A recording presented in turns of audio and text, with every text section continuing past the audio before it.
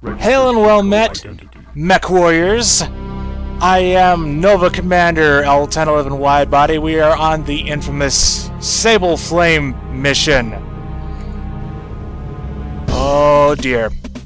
This is the first mission of MechWarrior 2 that really would have you throwing your face into the command console repeatedly, smashing your brains onto your keyboards. Okay. The battle for the Devon system has begun. Jade Falcon's 2nd Jaegers and 1st Striker clusters have set up defensive positions at strategic locations on the surface. In anticipation of our drop, we have covertly landed on Devon's moon McDuff and have set up a McBrewery. Sorry, I had to make that joke. And set up a sensor array dome there. The Falcon Command, newly aware of the sensor dome's location, have landed multiple units at the site.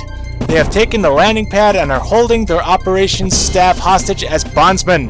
The dishonorable foe must be slain. Codename Sable Flame, Planet McDuff. Terrain crater to vacuum. Time night. Follow the nav sequence to the sensor array dome. Liberate the staff by destroying any defending units. However, the dome must not be harmed.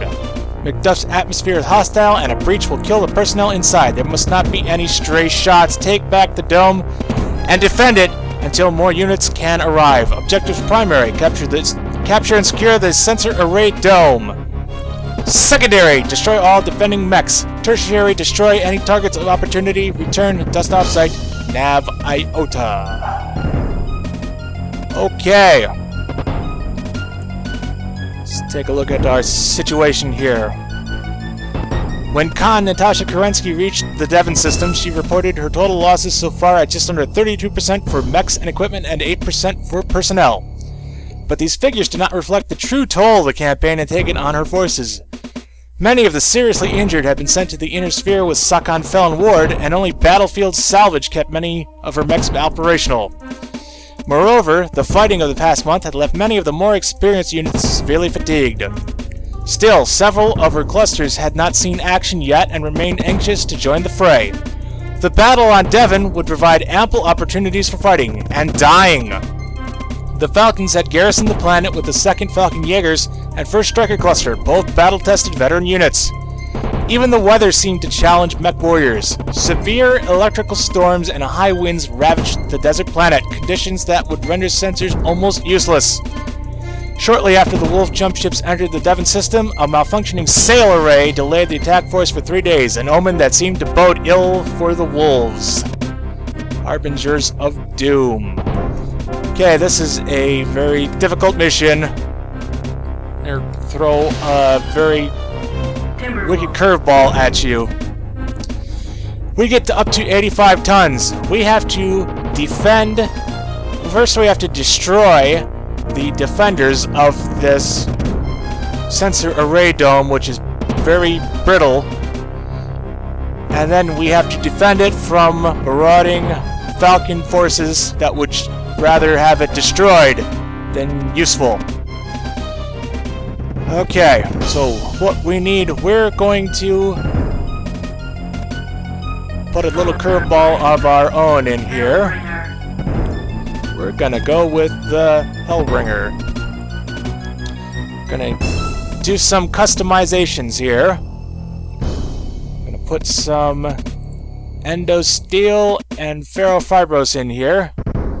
Notice very little armor. 128 armor allocated for the Hellbringer. Very little armor. He had armor in groups of 10 and 9. See? And you have to allocate it as such. This is the way you would do it on the BattleTech board game. Make sure we allocate our armor specifically. So I figure this is now is as good as time as any to get into the customization of the MechWarrior 2 game. 20, 10, 32, 10, 22, 10, 20, we are going to be fighting in a hostile atmosphere. We can add some more armor. So we can take advantage of that. Look, we used up all of our ammo points without going overweight. Let's get all these weapons out of here. We have very good heat dissipation. There's low gravity, so we can roam around pretty quickly. So we're going to use lasers because we need to be accurate. We're going to need a PPC for long-range firepower, and then we're going to need some LRMs for shooting. Let's see. That's not going to work. It's about 2 LRM-15s. There we go. We are going to need LRMs to shoot at the enemy. We'll just call this the Mech with laser missiles. Sure, why not? Let's assign our critical slots. So I'm going to do this in a fairly, faithful fashion to the normal BattleTech rules. What you could do, if you were, a cheating bastard or sneaky and such, you would put your weapons and such in your legs and your torso, because if you lose a leg, it doesn't really, it doesn't make a difference as far as combat effectiveness, because you're pretty much over anyway. You can put your weapons in your head. Like any place that would cause a critical hit that would destroy your mech or be crippling, you could put your weapons in there, and that would keep the weapons safe. But I'm going to put them in the arms like a normal person would. I have 3 ER large lasers. We'll put 2 in the right arm. Put 1 and an ER BBC in the left arm. And then we'll put our LRMs in the torsos. And now we just have to allocate our ferrofibrous and endosteel slots. These are useless weapons. These are useless critical slots. But if you don't have enough critical slots, you can't use these fancy pants kind of stuff. So that's the trade-off. You have to use critical slots in order to have lesser weighing components. So that should be a good mech for our purposes here. We're going to use our lasers to attack quickly, and our PPCs for firing for long range, and our LRMs for accurate targeting. So accept mech. Now we do get a Starmate on this mission. And for those of you who have been paying attention, I have launched a Patreon page.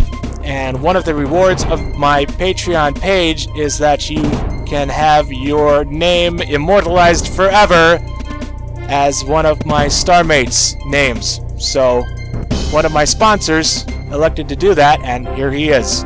This is MechWarrior Urbis in the Timberwolf. You will be my loyal companion and hopefully not exploded. Let's see, what should we give him? Warhammer.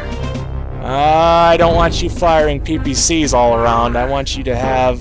We could use the Marauder on this mission, but I think I'll save that for a later mission. Let's go with the Timberwolf. There's a variant that has, like this, yes, lasers and missiles. Short-range missiles. We'll use that. That will make him accurate fire, and we will not have to worry about him accidentally shooting the dome. Okay, so let's get this stuff over with. Oh, this mission is already giving me palpitations. Okay, launch.